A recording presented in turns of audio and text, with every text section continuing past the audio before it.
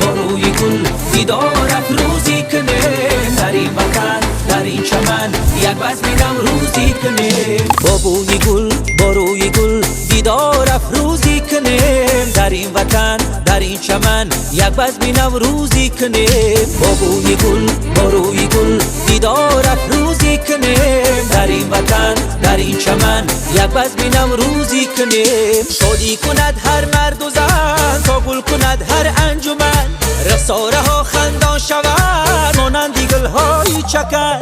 با بوی گل با روی گل دیدار افروزی کنیم، در این وطن در این چمن یک بزم نوروزی کنیم. با بوی گل با روی گل دیدار افروزی کنیم، در این وطن در این چمن یک بزم نوروزی کنیم. ای یار بیای سر به گلزار برایم، با صوتی دف و چنگ نیو تار برایم.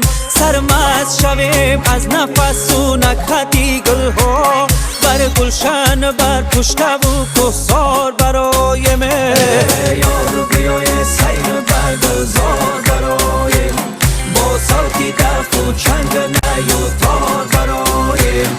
هرچی به نظر میرسد امروز گواراست، خندان به تماشای گل و خار برایم.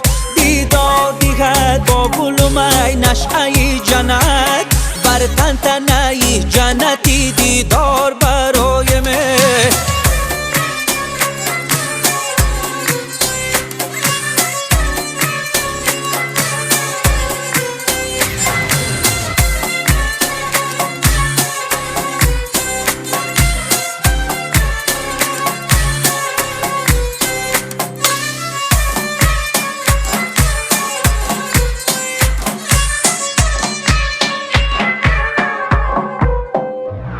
خوشحال شوم از لبی هم بوسه ستانم، بر قصدی مرا می دلی اغیار برایم.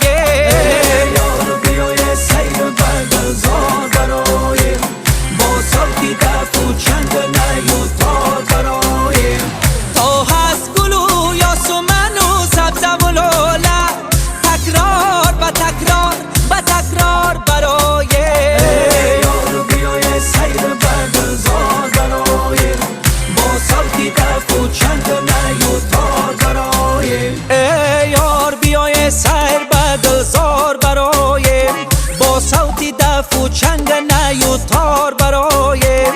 سرمست شویم از نفس و نکهتی گلها، بر گلشن بر پشت و کهسار برایم. ای یار بیای سیر به گلزار برایم، با صوتی دف و چنگ نیو تار برایم. یار بیای سیر به گلزار برایم، با صوتی دف و چنگ